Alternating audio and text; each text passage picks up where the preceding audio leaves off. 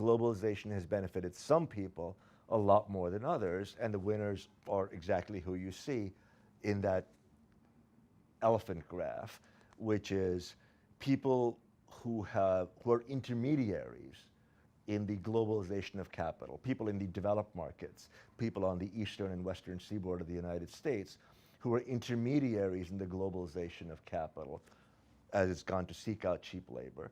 And that cheap labor, whose incomes have risen, driven by this influx of foreign technology, foreign capital, and foreign know-how. Because one of the things that this did is also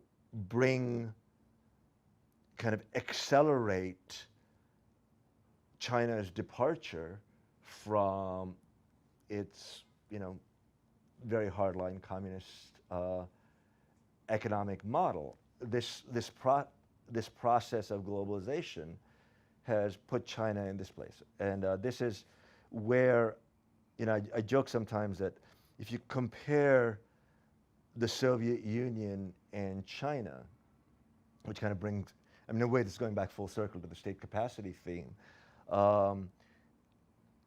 Both the Soviet Union and China were Marxist-Leninist economies formally. Gorbachev tried to dump the Leninism and keep the Marxism, which failed. What the Chinese have done is keep the Leninism and dump the Marxism, creating kind of capitalism in a one-party authoritarian state, which has been extraordinarily successful, and which has actually made the working and middle classes there perhaps the biggest beneficiaries of this wave of globalization, which then redounds to the legitimacy of that one of that one party right now. And so, this is kind of where, while this process has actually detracted, conversely, from the legitimacy of some Western elites. And that's what we're seeing in this campaign here. If the people who run the democracies are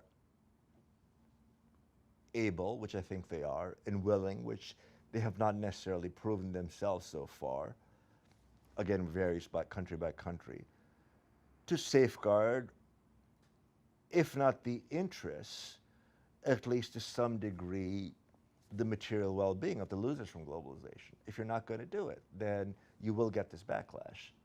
And I think that's, again, what we're undergoing here.